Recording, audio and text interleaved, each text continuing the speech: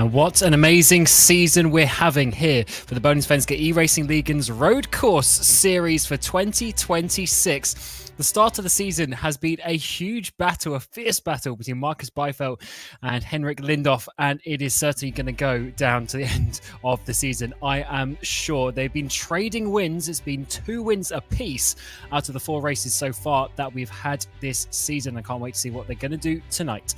It's myself, Cam, Roger, Ewan O'Leary alongside me, and Ramiro on the production of this RaceSpotTV broadcast as we bring you through the Lagerkungenracet here from Laguna Seca. It is rounds 5 and 6 of the season, and it has been a very interesting one so far. We started at Nürburgring. We were expecting Marcus Byfeldt to come out swinging, but it was Henrik Lindhoff who won race 2 and kept him company all the way.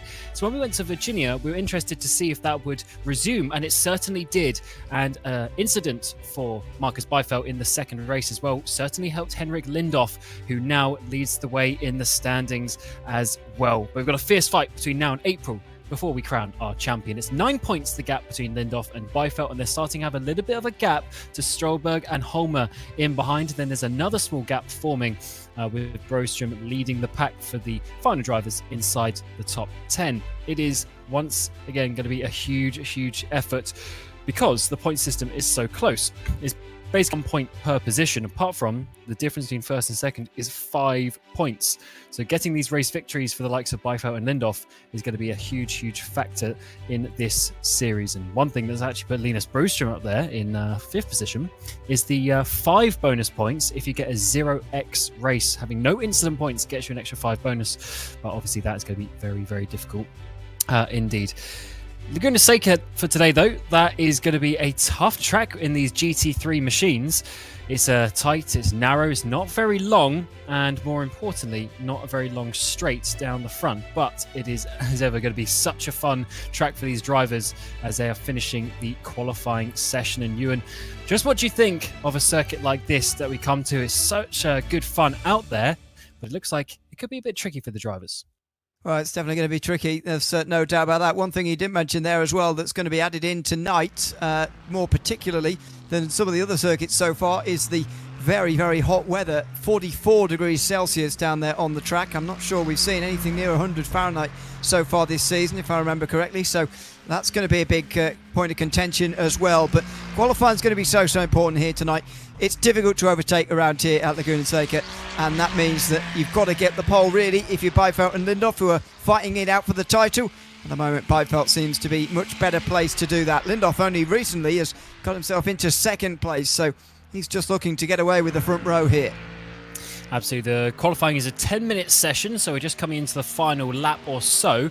As ever, when the session hits 0, that is it done. You can't finish your lap, so you need to be starting your lap in the next 30 seconds or so, really, to have it comfortably in with the time limits. But yes, it is Marcus Byfeldt leading by 0.3 of a second. Marcus Byfeldt, by the way, is on a run of 11 straight pole positions in the Road Course Series, dating back almost 1 year, 11 months ago to March of 2025. And that is pretty incredible, considering we've had GT3s, we've had Porsche Cups, and now back to the GT3s, all these different styles of racing, but he's still able to go on to the pole position. That is quite something. But 0.3 is the margin with Lindhoff, and then we have Sundström, who's Byfeldt's teammate, there on the 2nd row currently. Here's Gabriel Norberg as he works his way out to the final corner in the car number 6, but P number 5. So we work away. It's quite a long run, actually, out to the final corner, up towards the start-finish line. He's going to be doing a 21.6. Sundström improves up into 2nd place. That is an interesting factor because Byfeldt also extended his margin at the front. Yeah, it's got to be a better lap coming up from Lindhoff in the next couple of moments. If he can get one here, I'm not sure where he is. I think he's towards the end of a lap. There's so many. Sorry, he's at the start of one, so he is going to need an improvement. And don't forget that Sundström is going to be doing his best to help Byfeldt because they are teammates. And if they start on the front row together, Henrik Lindhoff could find it very difficult, I think, to even get into 2nd place. Never mind try and challenge for the race win. So he's got to improve here and at least get on the front row in this last lap. Certainly is important. Half a second, that's a big margin around here. Is a pretty short circuit compared to the likes we've been to already, Nürburgring, Virginia. But, of course, the old school circuit going through the corkscrew, down the hill now, just a couple of corners to go. This is a really fast section of the circuit as well, which you work your way downhill through turn 9 into the fast flick of 10 and then in towards the final corners. Looking pretty neat and tidy as it stands. His two rivals ahead. They're in the pit lane. They can't do anything to recover from this. If Lindhoff puts in a lap and up towards the line, he's going to need to go to a very low 21. He's even into the 20s. It's not quite enough for pole position, but it is enough for the front row, and that's exactly what he needed. Yeah, it's comfortable as well. Nearly 3 tenths in front of Sundström. Comes in right at the end of the session. There was not much time remaining for him to do that, but he found the time when required, and now he is on the front row. Now he's got to make sure that Bijveld doesn't push him out wide through turn 1 and shovel him down the field.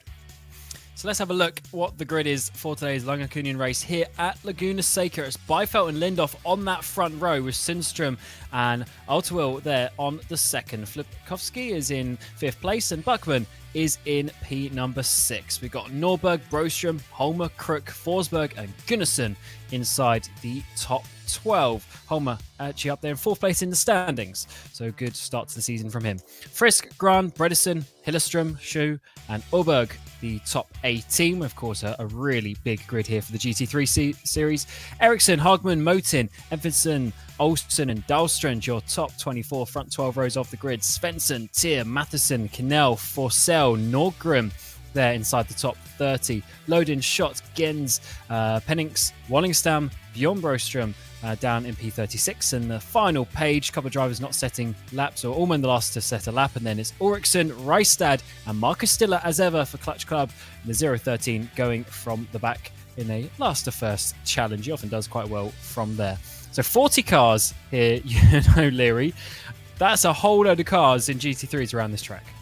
It is, yep. And over the course of the longer race, a bit later, we might well see lap traffic actually come into this, because that's, of course, 45 minutes. This is much less than that, and we shouldn't see that become a problem, but the congestion towards turn number 1 certainly will be. And as I mentioned, Lindhoff's got to be very, very careful on this start. It was great for him to get onto the front row, yes, at the end of that qualifying session, but he's got to make sure that he doesn't get just pushed out a little bit wide by Marcus Bijveld in towards turn 1, because, as I mentioned, Sundström is Bijveld's teammate there and will be very, very quick to get himself down the inside there as well if that Mustang goes a bit wide. So an important run towards turn 1 coming up here for the 2 leaders again. And just to reiterate the format, so we've got 2 races tonight. We've had the qualifying session. We go into the sprint race of 20 minutes.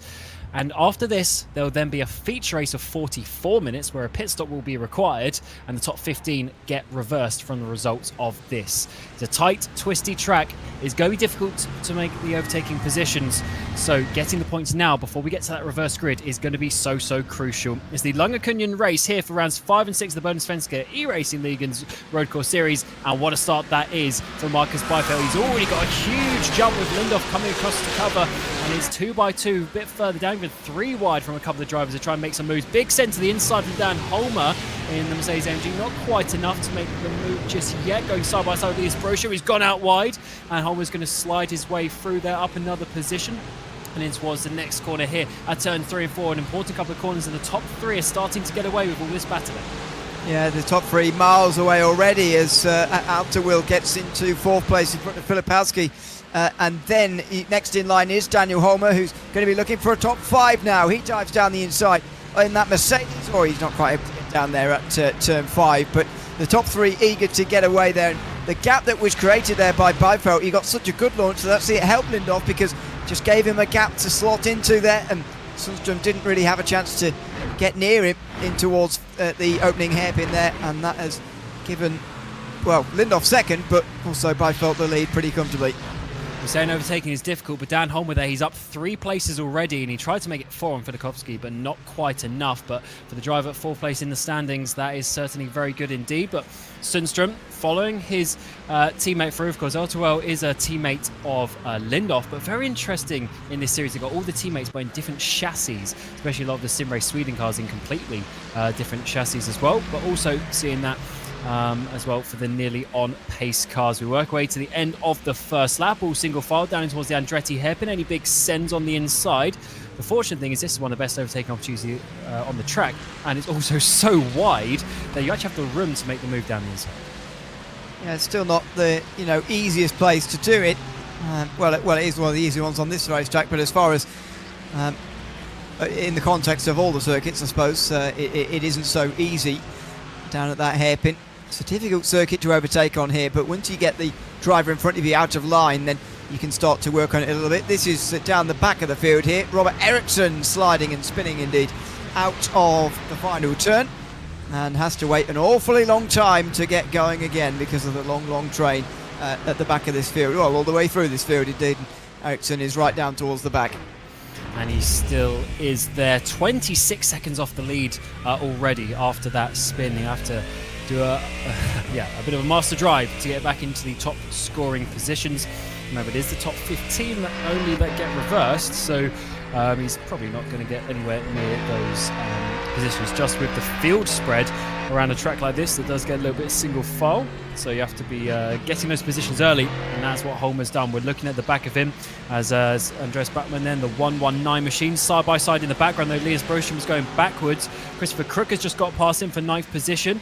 Broström tucks in behind because he's got on the Simrace Sweden cars. It's Gunnarsson in behind, so almost 3 drivers diving it onto the brakes. Gunnarsson goes to the inside. He will have that through the exit of the Andretti hairpin, but now that's going to turn to the outside as we work our way towards turn number 3. Surely he's going to have to back out to this one. The problem is he's got another driver in behind there, Jocke Frisk as well. That's getting very tight, but Gunnarsson round the outside in towards T4. We don't often see this, but he's made it work, and that is a difficult position, but easily done.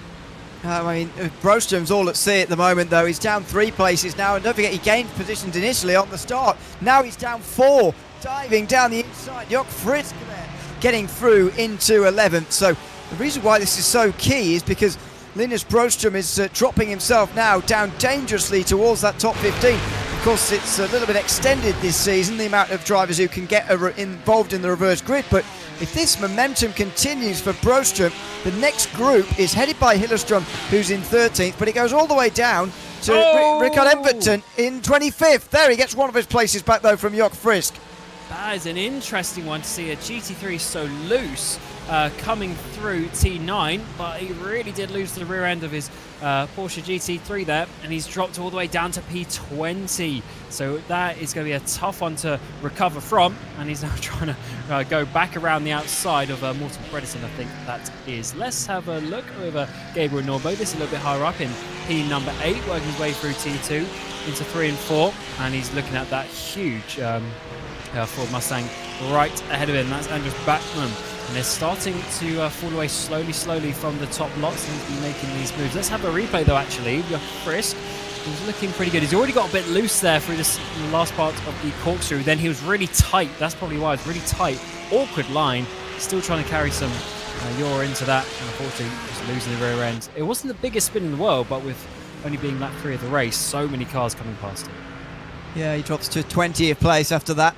Probably did contribute to the spin. The slight slide out of the corkscrew there, just heating up the tyres a little bit, and that puts him around eventually through this long left-hander. But that is a characteristic of the Porsches. It does dance on the rear end a little bit, and got to be very wary of it coming around on you through longer and more medium to high-speed corners like that one. So if any manufacturer is going to do it, then it will be that one. Frisk unfortunately dropping all the way down, and Broström's able to at least gain one of those places back again, but he's looking in a little bit of trouble further back in this field. Gabriel Norberg in another one of those Porsches, looking on the way towards turn number 1 for a pass, but Andreas Bachmann able to hold on to that 7th position rather comfortably here, as you see very often at this circuit. It is sometimes looks very comfortable to keep these positions. And one thing I was just thinking of, if you remember, as everyone goes really wide there through T3, we were talking about Linus Broström going backwards.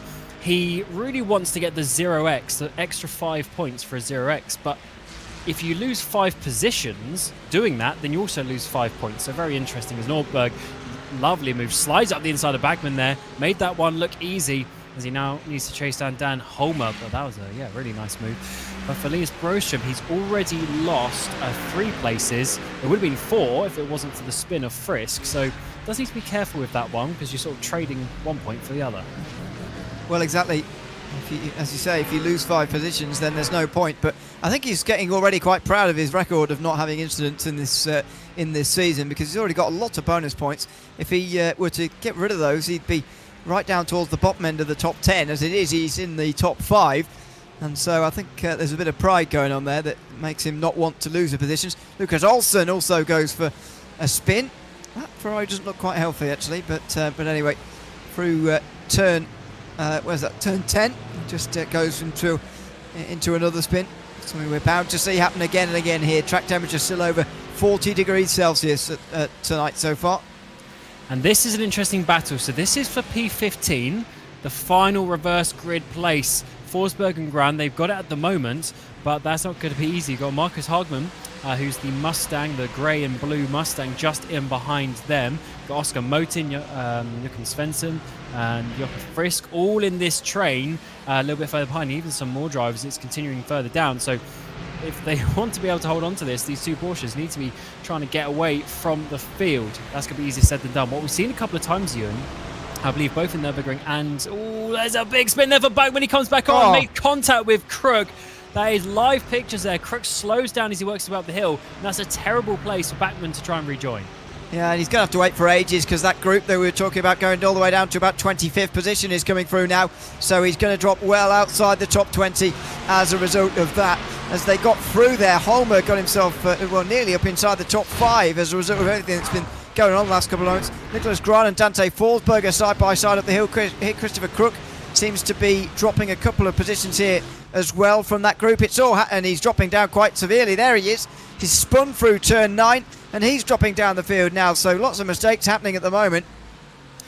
Indeed, and that's obviously further damage that was caused by that. Let's see this with Anders Bachmann as he works his way up towards T6. Big chunk of the inside curb, I think that was. And Crook did his best to get out of the way, but he couldn't really do much. He was already committed to going left at that point. And unfortunately, there was some decent damage, it looks like, on that car. He went through the corkscrew okay, but working through... Oh, yeah, just had a big wobble there on the inside.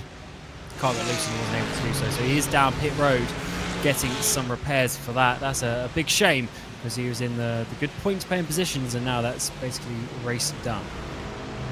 Yeah, indeed.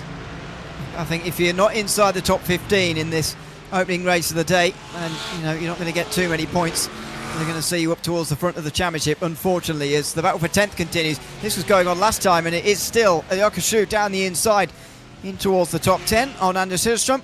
They'll both be pleased they're not heading this large group anymore, but you can still see the battle scars from it. I don't think Shu's got a front bumper anymore on that Mercedes, unless it's just... No, that is no front bumper on that Mercedes, so they'll be very pleased to be clear of the very, very large group behind them, and they're still scrapping back there, and they're still having incidents as well. Motin's dropping down now as well.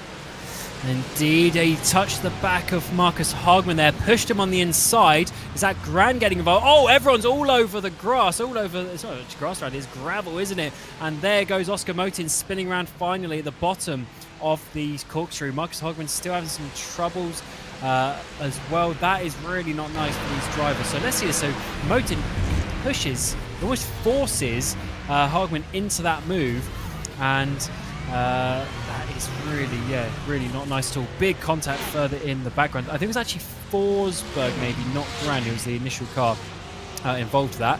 Forsberg's actually having some further issues dropping down. He's now in P15 and having some big battles here. So this is Oberg who's just got past him. Yeah, indeed, and great drive actually from Oberg to get up into the top 14. Now 4 places gained. Just behind, by the way, Jochen Svensson is in 16th, just behind Dante Forsberg in this group, and is looking for that top 15, which would, if a 15th place indeed, would get you pole, and that would be a great drive from Svensson to gain so many places and get onto the pole for the next race outside of the corkscrew, and he's done it. So he's on the inside for the second part and up into 15th. Forsberg, perhaps overly nice to him there, as Emdoven has gotten alongside him and indeed through now as well in that fellow Porsche. So giving him a bit too much space there, I think, was Forsberg. It's cost him extra places. And it is not over because Bredesen, Kenneth Tier, Dahlstrand all lining up to come past. And I think that car has some damage there from the contact that we saw at the corkscrew a couple of laps ago. Got lapped traffic to the side. And one of the Ferraris just getting out of everyone's way as they come down in towards the first corner. There's a Bredesen that we're looking at in the all-white Mercedes AMG, working his way through up towards turn 3. He's now trying to chase down because this is going to effectively... sorry, I'm talking of the wrong car there. I think that's actually Kenneth Tier. We're trying to obviously get the top 15, which will be the final cars, going into the reverse grid. We go back to the front of Marcus Byfeld. We haven't spoken about him all race. He's 5 seconds in the lead. Yeah, we're about 2/3 of the way through this race, and he's dominated, really. He's on his way to a race victory. The key tonight is going to be race 2 by the looks of things, because if Lindhoff is able to keep his record of staying in front of Byfeld in race 2 and beating him and keeping his nose in front in this championship, then we really do have a battle on our hands. But Byfeld might well see this as the start of what he really wants to see as a clean sweep, really. And they want to take 2 races in one night. Neither of them have done that so far. If he can do that, that's a statement from Byfeld that he's sort of overcome the challenges he's received from Lindhoff in the last couple of weeks, and he's starting to get back to his old winning ways of taking every race in the day, not just one of them. Oh, this is good to see. A bit of webcam action. Jock Frisk in the 25, working his way through turns 3 and 4. And 2 pit stage to see, but that is a cool poster in the background as well of an old 70s F1 car. Can you work that out with the pixels I'm seeing? HD is probably fine. No, I can't really work it out from here, to be honest. It's a bit small for me.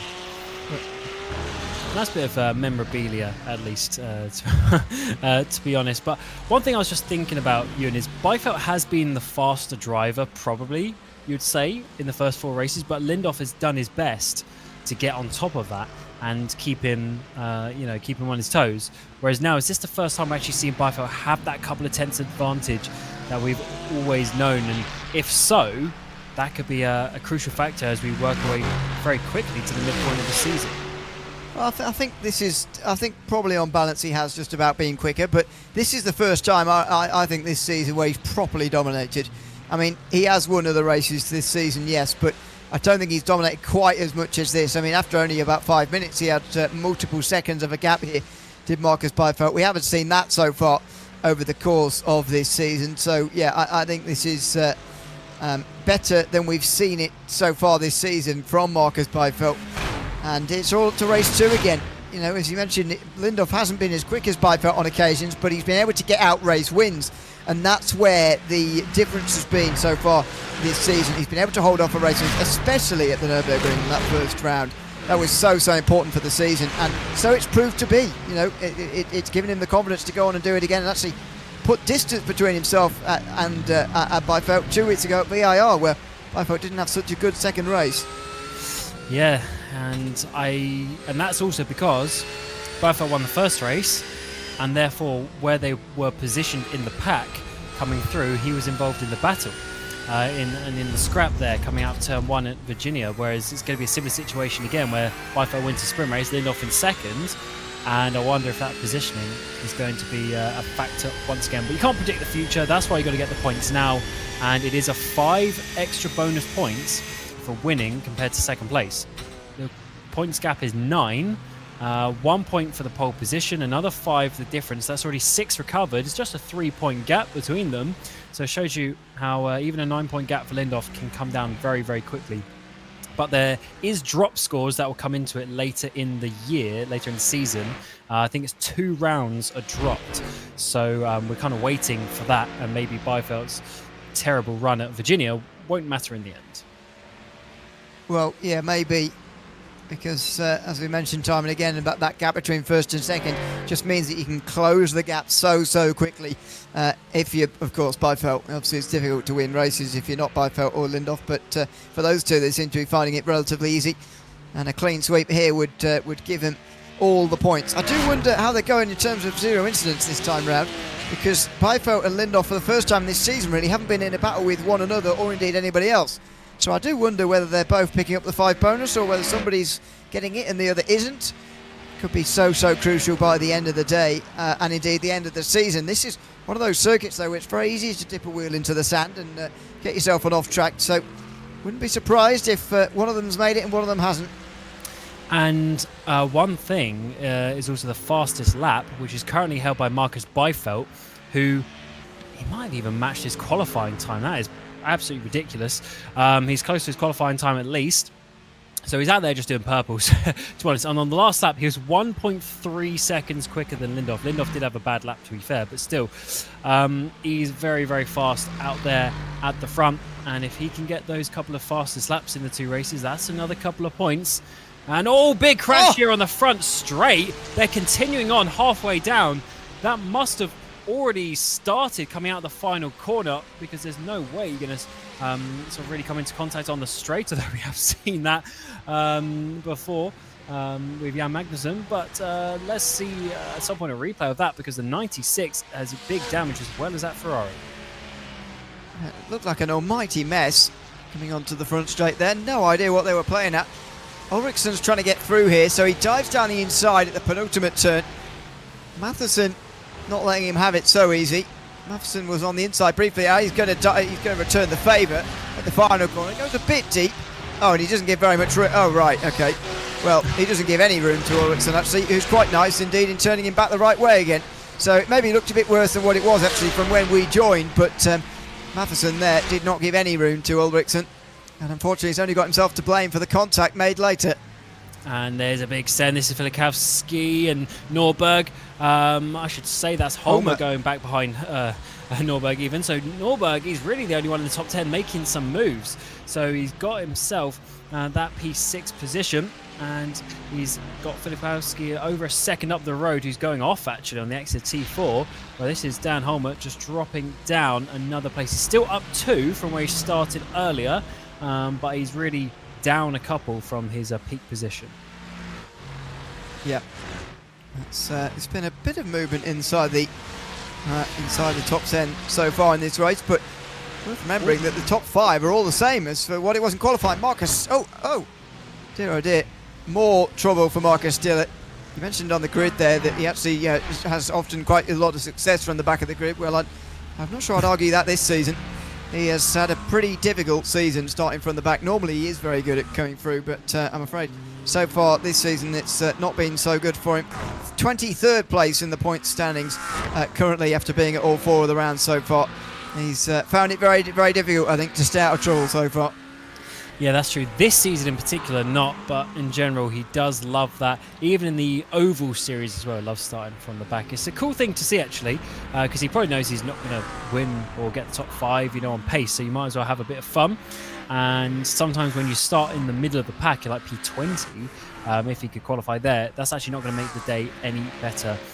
Indeed. But we come on to the final lap of the race. It's the Lagerkungenracet here from Laguna Seca, and is being dominated by Marcus Byfeld. The sprint race, the 20-minute sprint race, is going to go to your pole position driver, and that is going to basically be his 12th pole position in a row in the road course series. He's dominating in the ovals as well. We thought that might distract him, but no, he is continuing on his dominance here in the GT3s. His championship rival, Henrik Lindhoff, is going to be in the dust by over 7 seconds in the end, and your sprint race winner is going to be the 105 of Marcus Byfeld, who is closing back down in the championship. It's just going to be a couple of points gap between him and Henrik Lindhoff, who's going to come across the line in second. Yeah, there's a very important race 2 coming up a little bit later on, but Marcus Byfeld has absolutely dominated this one. This has been absolutely extraordinary from Byfeld in this race. Another pole position to his name. He's got quite a run of those to his tally now. Has also got a lot closer in this championship lead. The big race, I would say, is to come when he has to start from 15th in race 2. Certainly does. Sundstrom's going to be third. Also, we didn't really speak about him at all.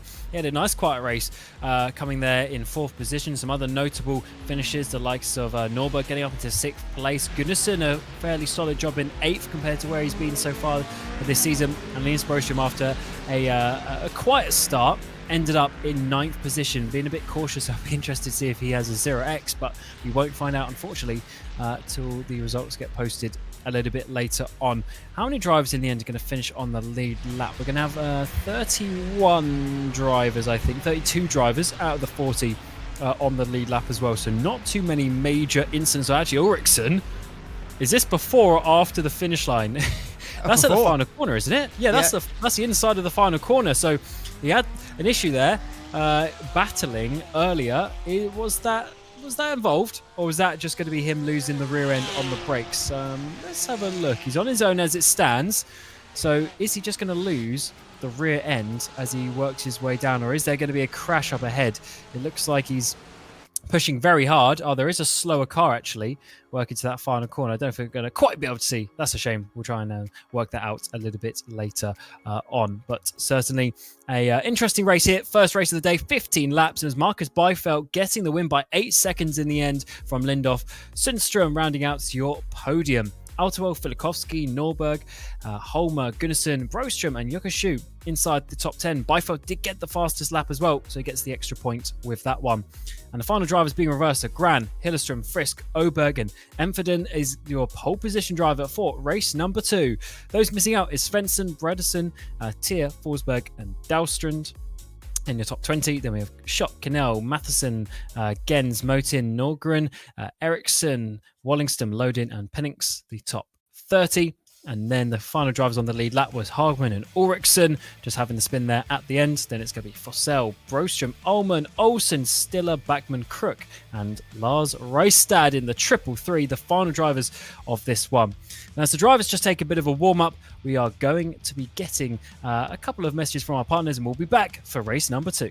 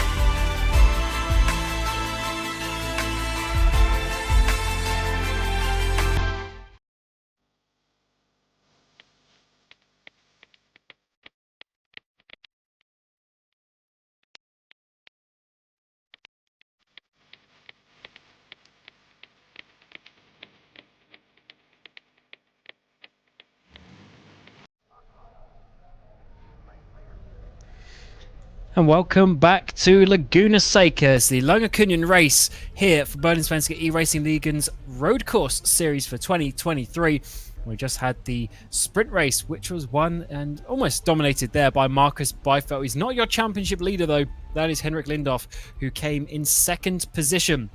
They've been trading wins all season. It's Byfeld, Lindhoff, and Byfeld again. So can Lindhoff continue the trend and go on to win the feature race? He's won both of them so far, and especially last 2 weeks ago, that was by virtue of Byfeld being caught up in an incident.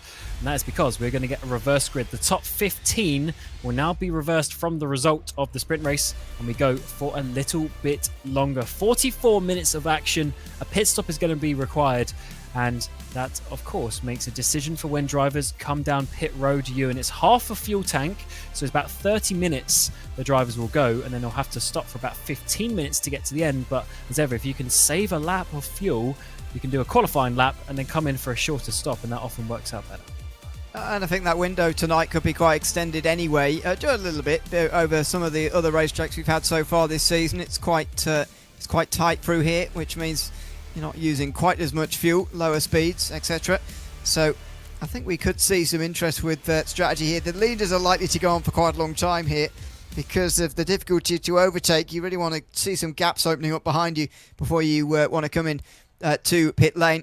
But we'll see what the leaders decide to do here. The start itself for Lindhoff and Bijveld going to be very, very important, and especially for Lindhoff, making sure you stay in front of Marcus Bijveld off the start here, so you can sort of control his race as best as you can.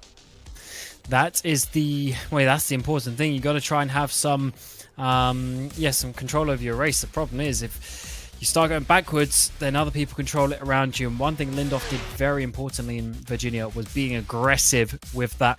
But the checking flag comes out in the warm-up session. And we'll be going racing for 44 minutes of action for the second and final race of the night here at Laguna Seca. As I mentioned, a pit stop coming your way. It will just be for fuel, though, not the tyres. And here is your grid and the reverse top 15. Enforden is leading the way with Oberg, Frisk, Hillestrom, Gran and Jokashu, your front three rows of the grid. Broström, Gunnarsson, Holmer, Norberg, Fedakowski and Otterwell inside the top 12. And then the final reverse drivers are Sundström, Lindhoff and Bijveld. And then we'll let the other pages roll through as they are all in the same order as they finished in that feature race. And interestingly for Svensson there, he made up a lot of places, Ewan, but not quite enough to get the reverse grid. But if he keeps going forward like that, he might be able to get himself a top 10 today. Yeah, indeed. We'll see just what the opening laps of this race entail, because I think that could be quite important here. It's relatively chaotic in the sprint race, but of course when you reverse the grid like this, the chances of even more stuff happening on the opening lap do increase once again. So let's see. Very, very important race start coming up in a couple of moments as the pace truck pulls away. And it's Porsches all over the front here. Look at this. Top 5 as they get underway here. And maybe some of them with a decent chance of taking a victory here. Surprise win. Maybe. We'll have to find out, because overtaking is so difficult around this track at Laguna Seca. Final corner time and the feature race, the Lagerkungenracet here at Laguna Seca. Bohlin Svenska Eracingligan's road course series is going to be getting underway. Got Enforden there on the inside. He's your pole sitter through the middle. We're going to try and see a huge move there from Hillestrom. We're on the grass. 2 people on the grass work away through turn number 1 and in towards the first braking zone. Here's Broström hitting the back there. One of the cars on the inside line with 3x3 for a moment of time there as we try and work our way through the first couple of corners. Hillestrom also squeezing out. There's a spin there in the midfield. There's Norberg who's gone around, unfortunately, from his amazing sprint race performance. And up towards the front, though, is Enforden, who holds on from pole. And I was watching in the mid-pack there for Lindhoff and Bijveld. Bijveld is in front, and considerably so as well, if I'm not mistaken here. Bijveld has made his way up into 8th position. Lindhoff was actually constricted by his own teammates who were going side by side in front of him. Massive slide for Fritz there as Gran and Hillestrom go straight through on him. Linus Broström might well do as well. Yep, diving down the inside for the left-hander. He gets through as well. Bijveld looking to make his way continually through the field as Lindhoff tries to catch him up. Lindhoff was stuck behind 2 of his teammates going side by side, and it helped Bijveld go around the outside of all of them and take some crucial positions. And this is, as you say, quite interesting for the championship, because it's kind of the opposite of what's happened in the previous sprint race, or feature race, I should say. Yeah, Lindhoff there is sort of closed in by some of his teammates, and Bijveld is going to end up going all the way up the inside of turn 3, because they were all trying to avoid Norberg. That's a very interesting one. There's a little bit further back. Ericsson, 2 races in a row, spinning at the start, and has to wait for everyone. I think there's contact there because there's a rear bumper going over the road, so he's going to have some damage on the back of that one as well. And is that Lodin, actually his teammate, who has a big hit into the wall there, and he's going to have to come back down for repairs. Yeah, indeed, as expected, there will be some who fall afoul of the opening lap here. It was always going to happen around here, And early stops happening back there. I mean, as mentioned earlier, the pit window is going to be wider here tonight than at some of the other circuits later this season. I mean, like 2 weeks' time, especially at Monza. But even so, you can't pit from this point and make it to the end, I wouldn't have thought. Matheson having more trouble out of the final corner this time. It's his own doing, out of the turn, getting on the power too soon and spinning into the inside wall as well. That's happened quite a lot so far tonight. And we saw it in Virginia a couple of weeks ago as well. A lot of drivers spinning the rear tyres. Very interesting. Obviously must be going a bit down on the Svenska. Oh, is that Marcus Byfeld in live pictures and spinning in front of... huge hit. That, I mean, Frisk couldn't do anything about that one. I guess he probably could have tried to tow back as quickly as he could, but that car is absolutely done. He's going to have to tow back to pit lane. But that was Byfeld, I'm pretty sure, causing that. Could there be penalties coming his way? But the important factor was he's right in front of Lindoff, and Lindoff made contact there with the Porsche. Well, of course, we're not going to know until we get the post-race stewards report. He's down. He's quite a long way down there, to be fair. Oh, and Lindoff only just squeezes through. He gets away with that rather, and yeah, that was a big hit there. The Aston Martin had nowhere to go. There wasn't much that Frisk could have done there either. And that's a real shame for all involved. But, can we say Byfeld is definitely... wow! This is Sundström over the top of the hill there through the corkscrew. So that was happening all separately to the Byfeld stuff there. Sundström was hit there at a really vulnerable time, and it put him into the gravel as well. These guys are going aggressive at the start of this feature race. It's a 44-minute race, lads. Let's try and get to the end of it, but they want to go forward and get the points. And what this has meant is your championship rivals are just one position apart in P6 and P7, but there is a good 2 seconds gap, and Lindoff will have some damage. I guess Byfeld might have a little bit as well, but he's making it work. He's on the back of Autowell as it stands, coming up towards the final couple of corners. Here's Gens, huge send up the inside there, and I think that's by maybe Enverton there on the green machines, and Gens gets pushed out. Yeah, indeed. He's pushed to the outside and has to rejoin, having lost a few more places. Byfeld already into the top 5 here as he continues his run through the field. He's not going to have any bonus points for not getting any incident points, but that's to be expected in the reverse grid race, I think. Whether he'll get a penalty for that over the top of the corkscrew, I'm not entirely sure. I personally think he was quite a long way down the inside, and it was quite clear that he was going down the inside there, but we'll see what the stewards have to say about it. We'll see how long he ends up stuck in traffic now, because Lindoff is nowhere near him. If Byfeld can do this efficiently, then he'll be on his way very soon to a pretty comfortable race win here. Yeah, that is very, very true, because all this time, when he's slightly slower than he would have wanted behind some traffic, of course, be able to save some fuel as well. Big chunk of the curb on the inside for Marcus Stiller. Can he save it? Yes, he can. Only lost 1 position so far, but that was the potential for a huge moment. It did, unfortunately.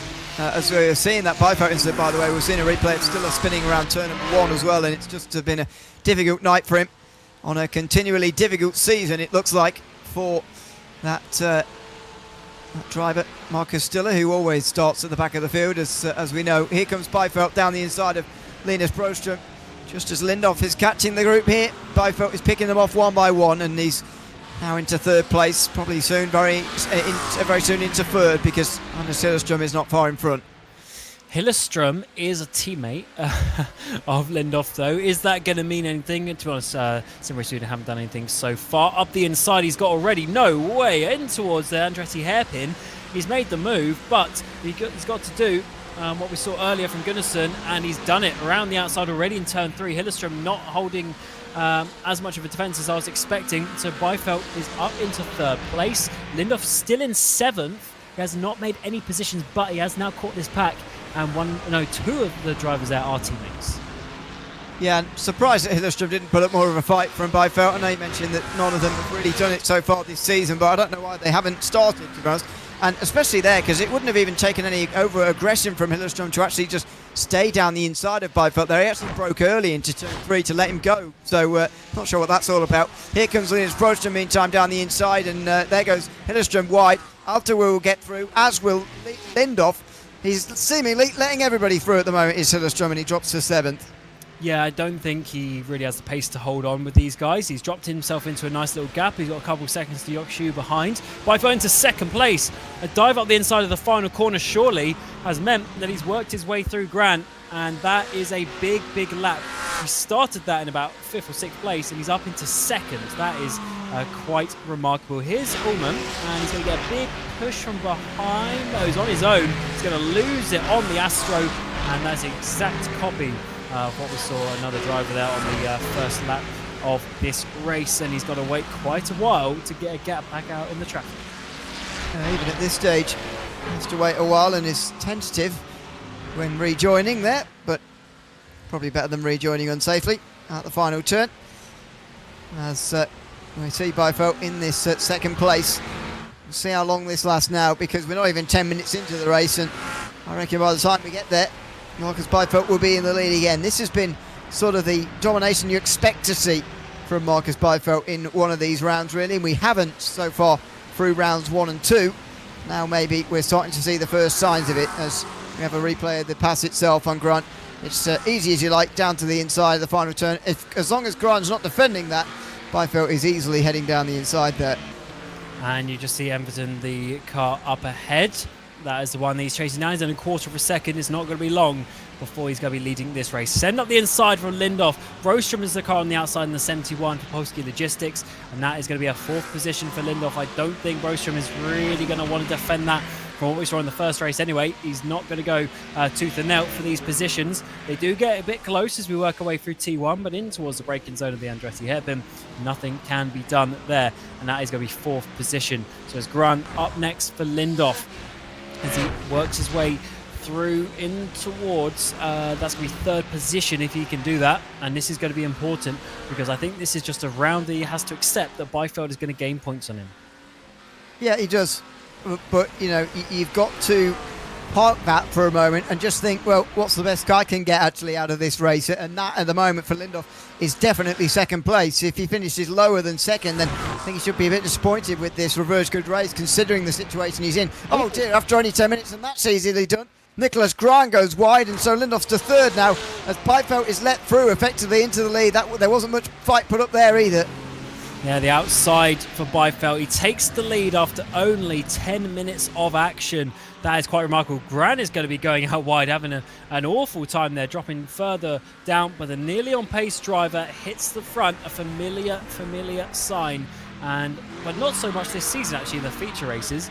He's often been behind in the feature races. But let's see what Lindhoff can do. He's up into 3rd place now, and he's trying to chase him down. But the important factor here is we've often seen Byfeld go a lap longer, and why that works in this series is you basically have an extra lap on qualifying fuel where you can go a little bit faster, but then your stop time is going to be slightly shorter because you have to do 1 lap less to the end of the race. So the fuel saving, not honestly saving, but just being conscious of it, at least in this first stint, can be quite important. Yeah, absolutely. It's just that I've got to say, the thing that surprised me tonight is the speed with which Marcus Byfeld's been able to get to the front. I mean, not totally surprised that one of these rounds finally he's going to win both races in one night. I mean, that's hardly surprising, especially when you watched last season.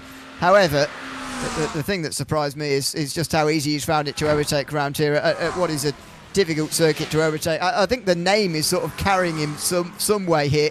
When you see Marcus Byfeld behind you, you suddenly think, well, some of these guys seem to think anyway, well, I might as well get out of the way here because he's going to pass me eventually anyway. And passes have become a lot easier if that's the attitude of the others. But nevertheless, he probably would have made it to the front anyway. It's just the speed with which he's got there, which is the thing that surprised me most tonight. That is, yeah, very true. But that is the quality of this driver, who's also leading the Oval Series as well. Here's Nicholas Grant all over that red curb on the inside, completely lifting up the front wheels, and as you expect, can't turn the car. Then when he lands down, he goes a big swapper on, goes sideways. He's dropped down, he dropped down to 8th. He's now back up to 7th. He's made a move on Yokshu. And here is the 2 sister teammates there. Let's have a look how this one goes. with the Sim Race Sweden car. Lindhoff to the inside, a big dive down there. Not the easiest move, a little bit awkward actually, but he has made it stick, and he's now got almost 3 seconds already to catch down from Marcus Byfeld, who's pulling away massively at the front. If we look at the last laps, that was Byfeld's fastest lap of the race, a 20.4. That is a qualifying lap right there. Yeah, it's amazing how these guys are able to replicate what they do in qualifying again and again in the race.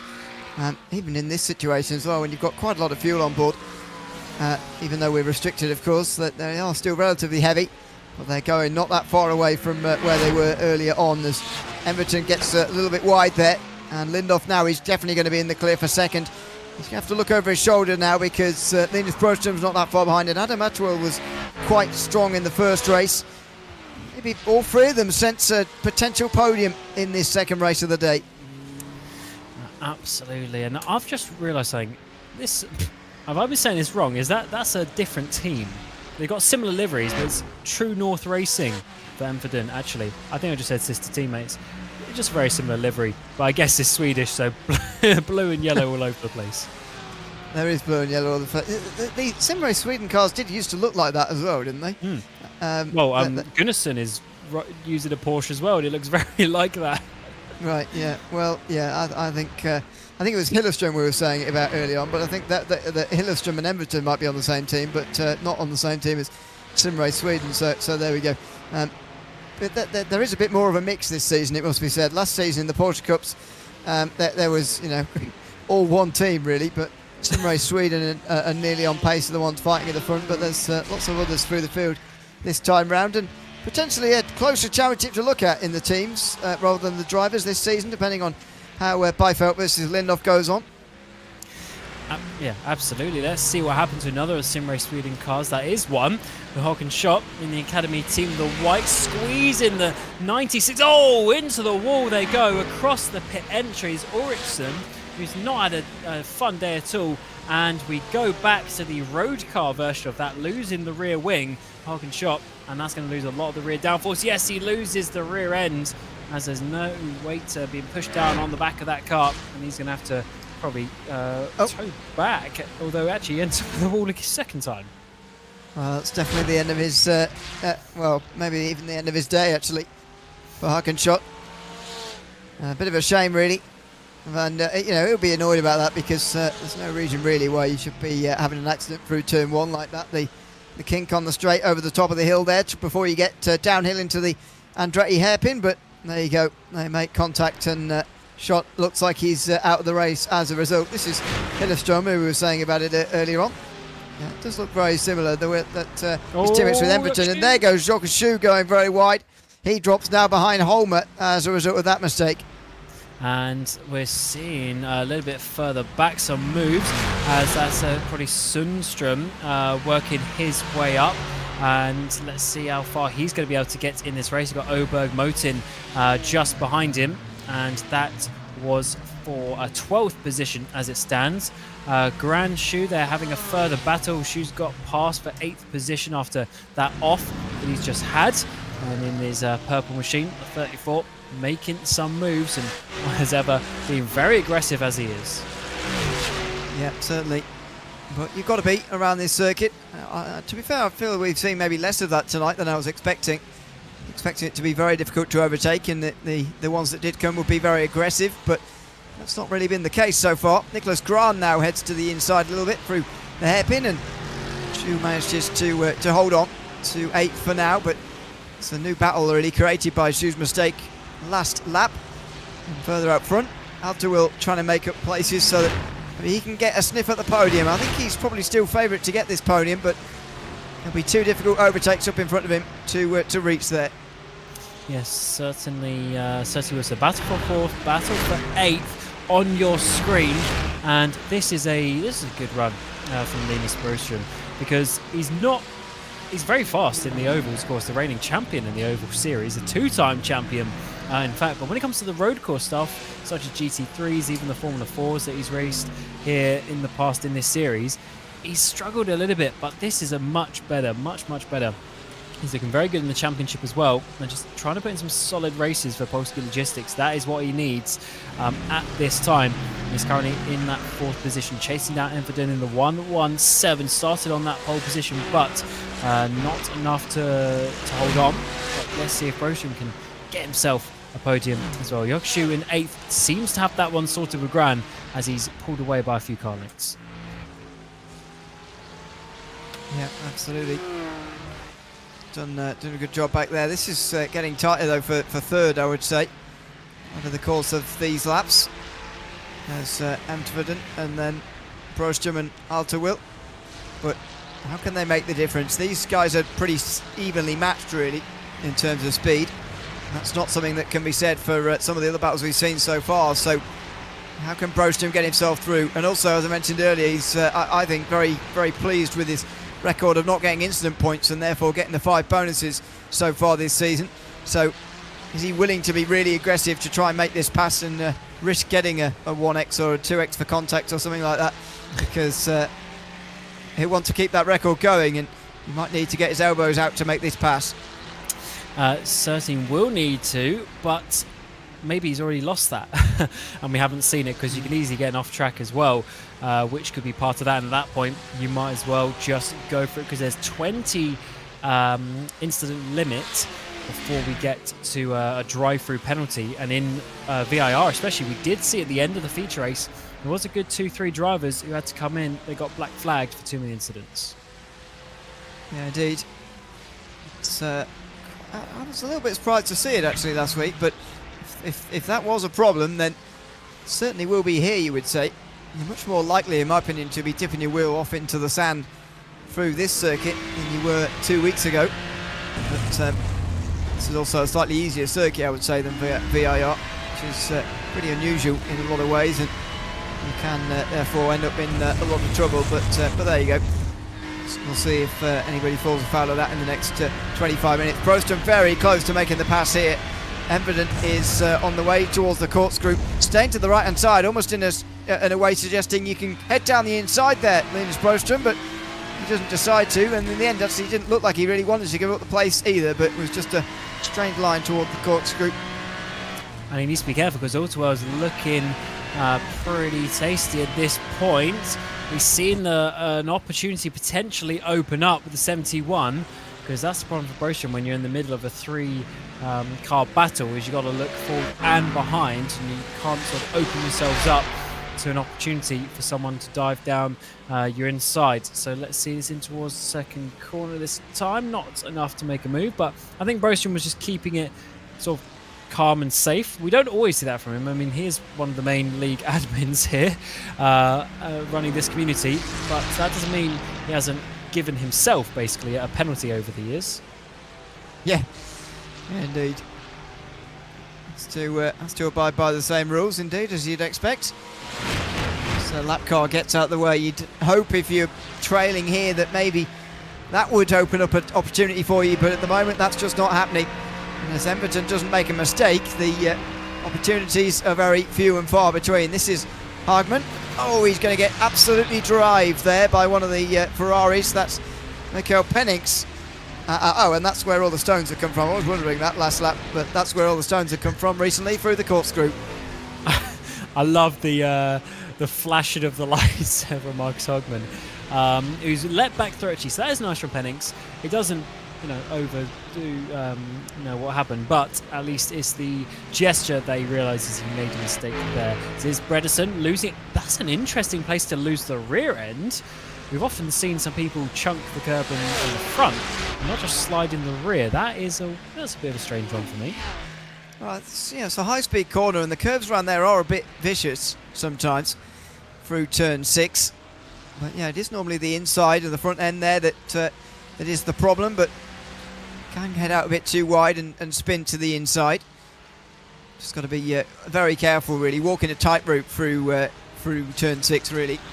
But I think it's a great corner on this track. This is Caleb Einstein braking way too late. Oh dear, for the corkscrew, and he goes off now as well. Such a challenging braking zone. Everyone talks about the corner itself and the drop off, but actually the braking zone there, as he's still twisting and turning over the back straight, is just as difficult.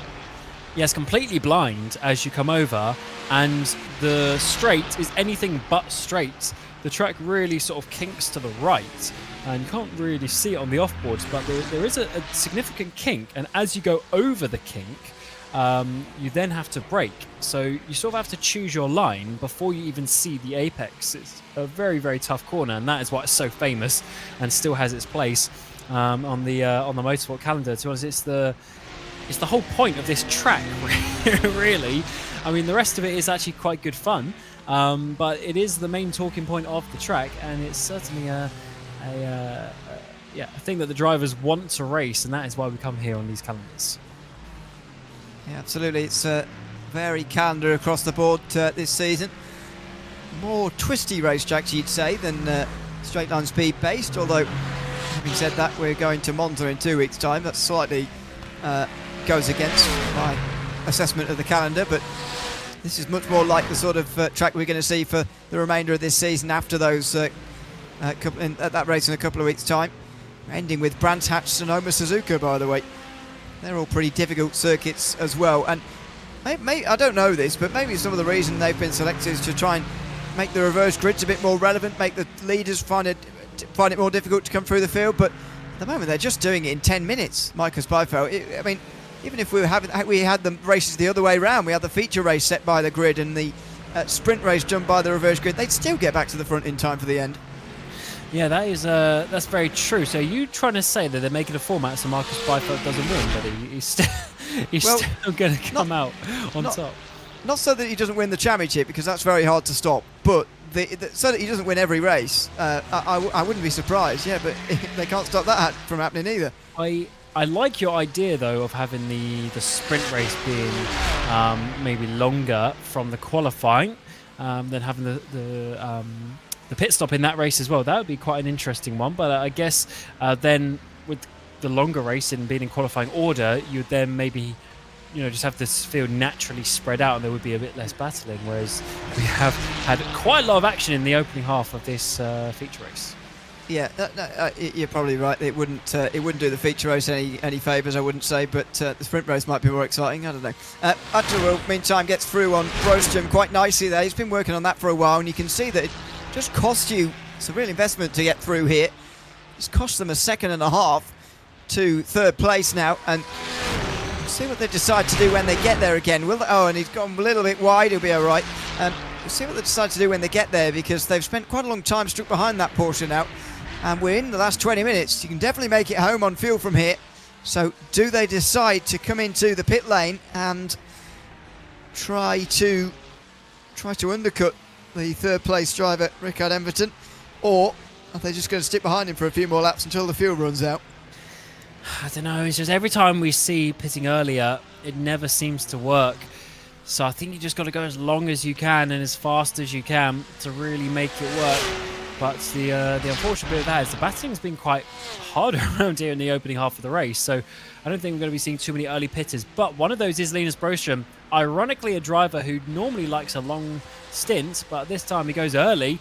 He comes in, and I guess he's just trying something different because he's been overtaken. He's got a gap behind him, so it doesn't matter if he loses a couple of seconds overall. Yeah, absolutely. There's a steady stream of pit stops happening now, though. Further down the field, and this is what I was talking about earlier on, waiting for that gap in the midfield to sort of open up here so that you can make a stop and actually come out without so much traffic around. And now I think that has opened up for those guys a little bit further behind, although Alter was having a little bit of trouble staying connected. He seems to be all right. Alter will, I'd imagine we'll leave it a couple more laps, but then maybe come into the pit lane after that. Oscar Motin is making his way to the end of pit lane now, back on his way again. So this is very much going to be where the action is in the next 10 minutes or so. Certainly will be quite a few other drivers coming down pit road. So we are basically at that point where this is the earlier part of the pit window, and a few drivers deciding to take that. Kenneth Tier, Dalstrand have also been down pit road. The one on the side actually there is Håkan Schott. He's still there. If you remember, he had a couple of hits in the barrier, so I don't expect him to be coming back out on the circuit. This is the 79 of Dan Holmer. 24 seconds off the lead is quite crazy when you say it like that. We haven't even had the pit stop yet. but he's still up 4 positions, working his way forward so far, slowly, but in behind him is Yokshu, who is even. He started and is currently racing in that 6th position, but he's had a few battles here and there. Bohlin has found his way ahead over the course of this race, and they do have a pretty decent gap to All-to-Will up ahead, but these guys could be fighting Linus Broström if he has, if these guys have some speed and they can do the overcut. We'll have to see the speed that Broström has on pit exit as Crook comes out his pit stop. Yep, and down pit lane again for the Mustang. Talk about trouble in that first race. And of course, dropping down the field after a bit of an incident in that big group. Malcolm Ulrichsen also had a bit of trouble, although wasn't involved in that big group at any stage, was just off the back of that. Coming out of the pit lane here as well. So many of those leaders will be doing that in the next few moments. Shu now might well start thinking about it as he's behind Daniel Holmer, although doesn't seem to be slowed down too much at the moment by the Mercedes driver. Well, both in Mercedes, but they'll continue on again, seemingly towards the end of their pit stop window now. The half an hour of this race, first half an hour of this race is nearly over, and as you said earlier, only 50% restriction on fuel means that they surely can't go much longer.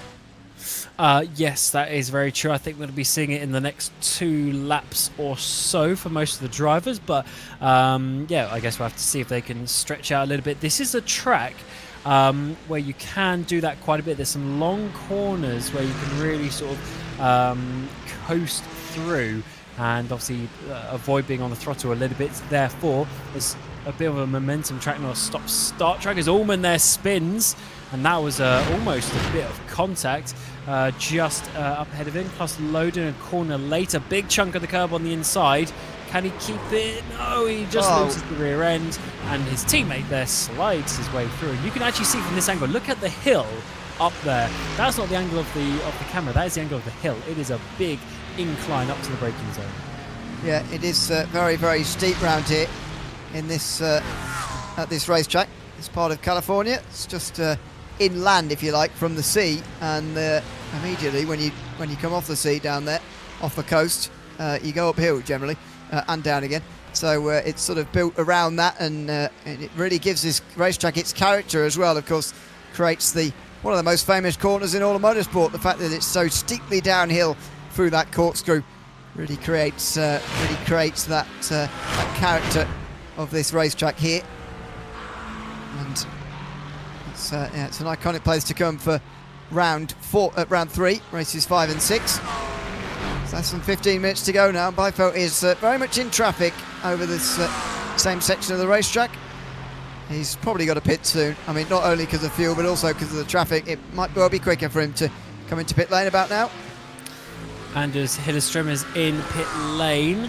I want to see where he comes out in relation to Broström, how far behind he is going to be. That was actually going to be a pretty decent way, to be fair.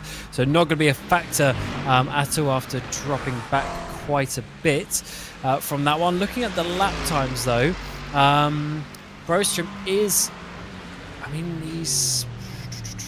he's actually going faster than All-to-Will. To be fair, who was battling before, so it's not always a bad choice. Henrik Lindhoff comes down pit road, so that is an important one in the battle up the front.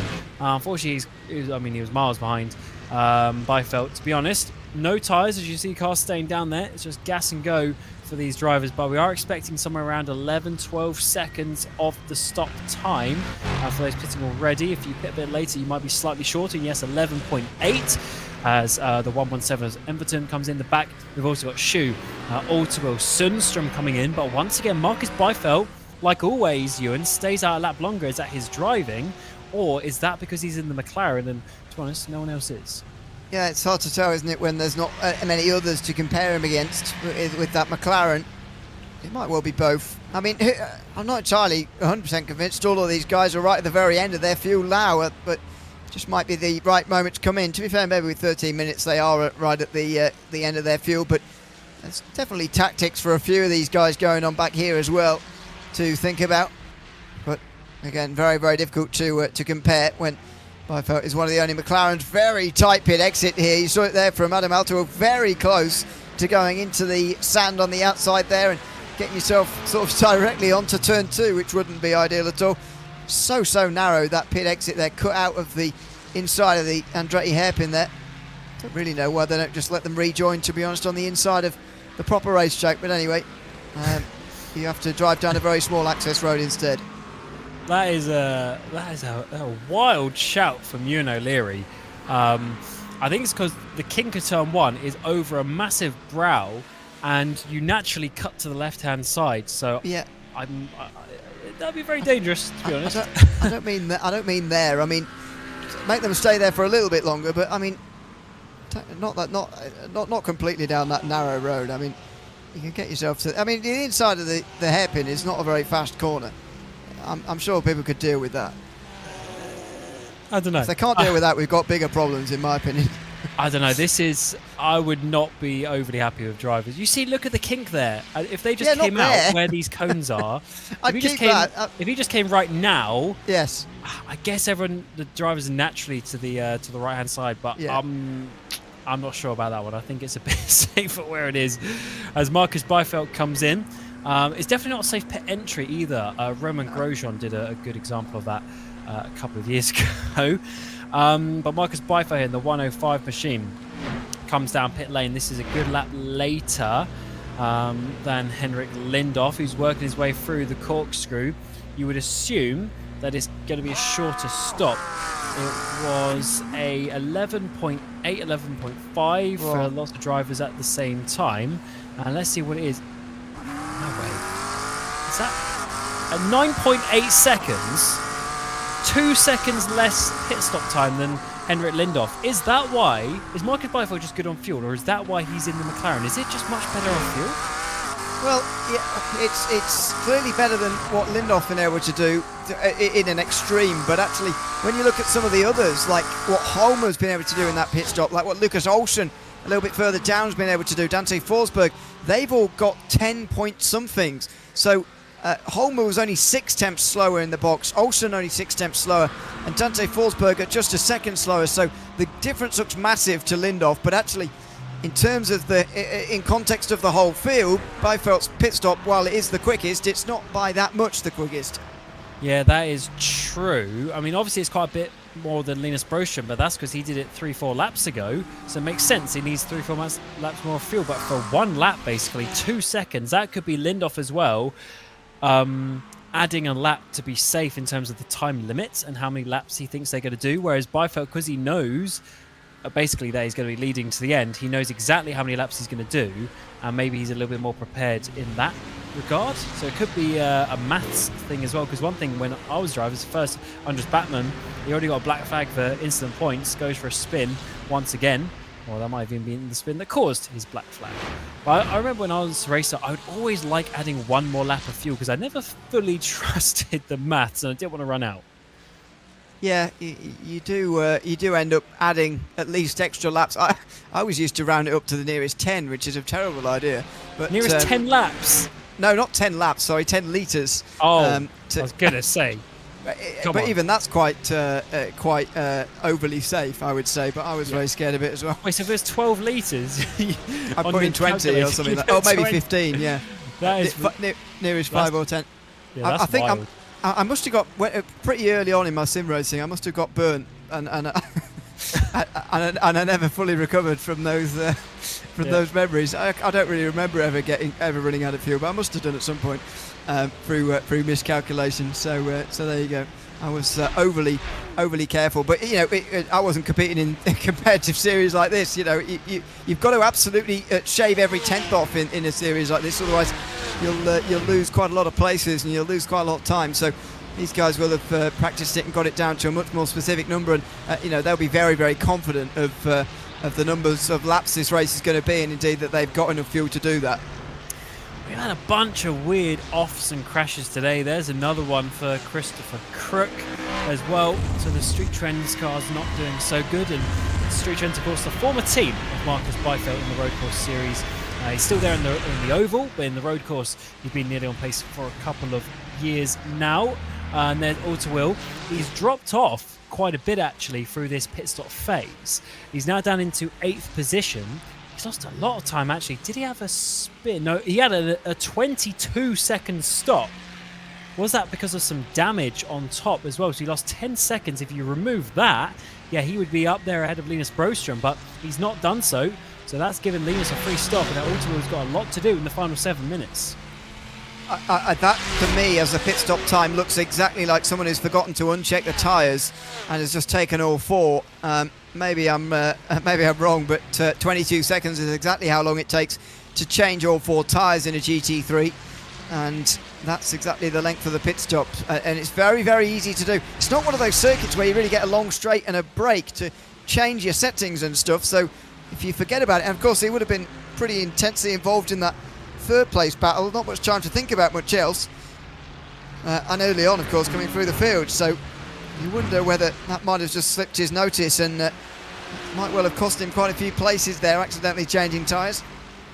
Potentially, you might be right, and although not potentially, I think you are right from what you're saying. He is going to be a little bit faster then to the end, so he might be able to get Sundström, but that is a 5-second gap in just what we're really going to get. It's not going to be much more than 4, maybe 5 laps left in this race. It's not very far indeed for him to be able to do that. So we're looking at Linus Broström. Everton has pretty much secured that 3rd position over the pit stop sequence and is now down to the former teammates Holmer and Broström. They used to be at Bright Esports together a couple of years ago. They have now moved on with Bright Esports no longer being a thing. It's now Polski Logistics for Broström. It is Simrace Sweden for Holmer. And let's see what they can do. It's BMW versus Mercedes as well. A couple of different chassis going in there. Both front engines, I should say, but quite different shaped chassis. Yeah, not front wheel drive, unfortunately. That would be fun, but sadly not. I'm not sure Holmes, to be honest, going to have time for this. There's just over 5 minutes to go, and he is already right there. But I think this pass is going to take some working on here from Linus Broström. We know he's sort of good at defending and keeping a place in this sort of scenario. I think Holmer could find this tricky. We'll see how aggressive he's going to be. But I would put the advantage with the driver who has the track position at this stage, although if he makes mistakes like that, Broström will be opening the door, or at least leaving it ajar for Holmer to walk through. Oh, and he makes contact! He's hit Linus Broström, and that is one way to get through. Into 4th he goes, Broström spins back the other way, and everybody avoids him. And that's such a shame for the 71, who's having an amazing couple of races here tonight. And he's doing really good in the championship as well. That's a couple of championship rivals, to be honest. And he's going to be overtaken again. Automobile's going to get back through. And that's such a shame. They were 4th and 5th in the standings, both on track at the time, but also in the standings. So, yeah, bit of a shame. An opportunistic one for Holmer, but I don't think he was really quite there. Broström did try and leave him some space. Fortunately, didn't collect any other car at the time. But I don't think that was really the place where Holmer should have made the move. Well, you know, I think his thought process would have gone down the lines of, well, am I going to get an almost exact copy there for Lucas Olsson? I think process would have gone down wow, that's quite a lot of contact there. Dear me. Oh dear, and that Aston Martin got very lucky indeed. But yeah, Holmer would have thought, I'm probably not going to get a better chance than this, so I might as well have a go now and try and get through on Broström, and it didn't work, unfortunately. Yeah, such a shame, but for Holmer, he is now in that 4th position, so this is good. 4th in the standings in the championship. He was just 2 points behind Strollberg, who actually not been here today. I don't think he was here today, was he? So that's going to be one of his drop rounds. So in terms of the points on the standings, that's going to be looking good. But Strollberg will regain that later on in the season when the drop scores get accounted for. But still, this is a good point scored for Dan Holmer, who's going to be working his way up nicely, potentially a 3rd place in the standings at the end of today. And that fight for 3rd is going to be quite exciting, I think, for the remainder of the season.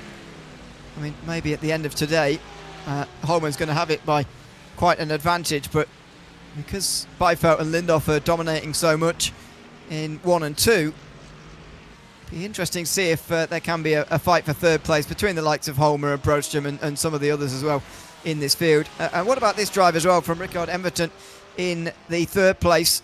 I thought when he had those drivers queuing up behind him towards the end of that previous stint that he would be able, or he wouldn't rather be able to keep his podium place. And yes, he's dropped a couple of positions because he started from the front, but those are to Byfout and Lindhoff, and those are to be expected. It's a very impressive drive to hold on to the podium, and not indeed by a small margin either.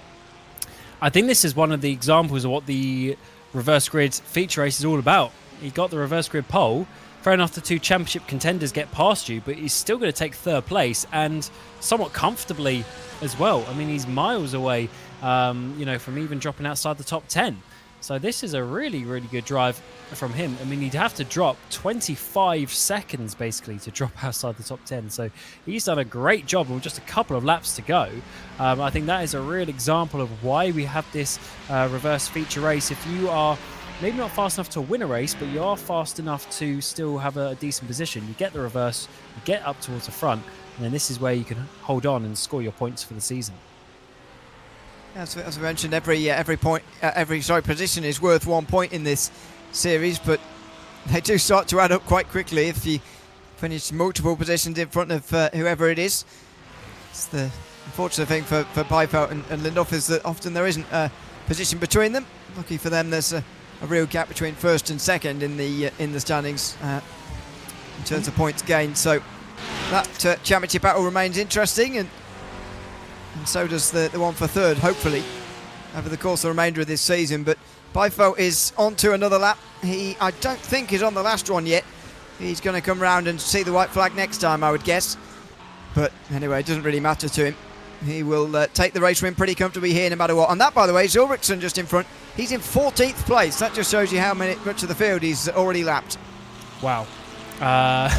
It was 32 cars, I think, in the end in the sprint race.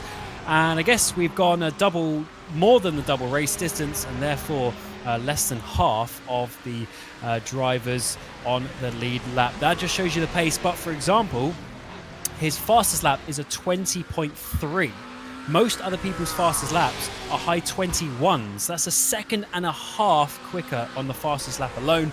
And on the previous lap, again, it's about a second half, so he's doing 21 threes compared to high 22s for a lot of other people. It's 15 seconds to go to get to the line. Is he going to slow down? No, the white flag is coming out, so we are going for one more lap around. A victory lap here for Marcus Byfout, as he has the final tour of Laguna Seca to accomplish, and he'll get the first double victory evening of the season. Yeah, we haven't seen it yet. Feels remarkable, really, based on what we've seen tonight, that neither of Lindhoff or Byfout have been able to win both races in an evening. But it's about to happen now. Byfout up to 4 wins out of 6, and Lindhoff still on 2. And it would turn the tide in this championship as well, unless there's some surprises in bonus points or indeed in penalties to come a little bit later on. Because don't forget, Byfout did make that contact up at the corkscrew earlier on in this race. If the stewards judge him at fault for that, then maybe he'll end up losing points by the end of the day. But as it stands right now, he's got 4 wins to his name over the course of the season. Oh my word. And he nearly hit the back of that Porsche there as well, coming through turn number 6. He gets away with it. He looks like he's on his way, as you said, to the first double victory of the season. Could you imagine? Yes, I could actually. We've seen things far more obscure than that. But anyway, Marcus Byfout, the 105, nearly on pace. He's certainly on the pace today. And what a team name that is for a driver who is dominating 12 pole positions in a row in this championship. And it is going to be 2 wins on the night here at Laguna Seca. And he's going to retake the championship lead. It's a hard-fought second place for Henrik Lindhoff, but it's going to be over 14 seconds in the end. Lindhoff just did not have the pace that he's had in the first couple of rounds of the season, but still a solid second place, and he's still well within contention for this championship. But really, the talking point for this feature race is evident in the 117 machine. He's going to come across the line to take a podium after getting the reverse grid pole.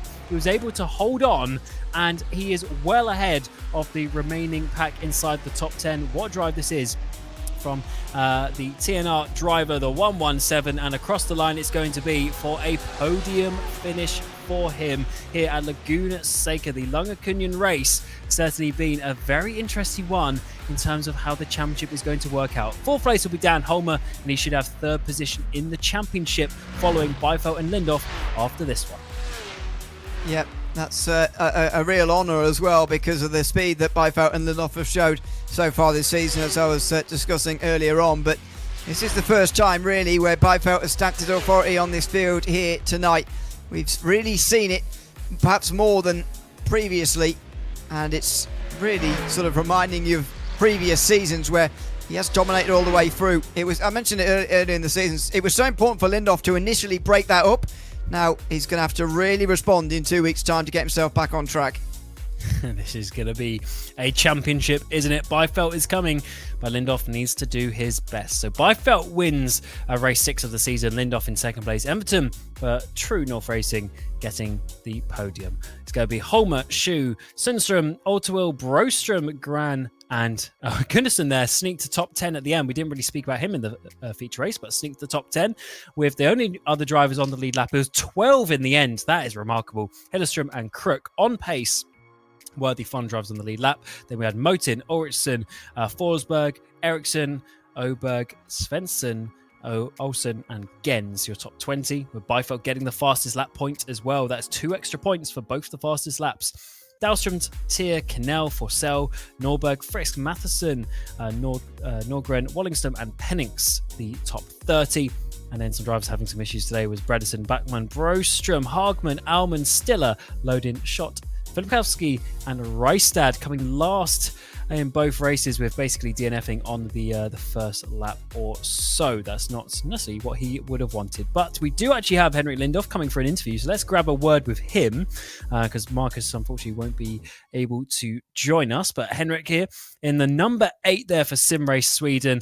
A double second place finish tonight, so overall championship-wise solid points, but the lead of the championship is going to flop in the way of Marcus Byfeld. You just didn't quite have the pace to challenge him today. No. Not sure if it was car related or something else, but he just had about 6/10 all of a sudden. So yeah, it was impossible to keep up. So I just try to keep it clean and do my best that way, and just make sure that I get 2 second places and try to keep out of any incidents. Absolutely, and that's certainly what you did. You had a really solid run there, and especially the feature race, it took you a little bit longer to get through the traffic. You were blocked in a little bit at that first corner. Was that quite frustrating to have all your teammates around you, then Marcus just swooping around the outside? Yeah, it wasn't ideal. I think maybe, I don't know, I haven't seen what I could maybe do different, but yeah, it wasn't great. But sometimes that's the way it is in the start. It's just cars all over the place. So yeah, it's hard to do the perfect thing in all situations. But yeah, that's the way it is. Absolutely. And I wanted to ask you something actually.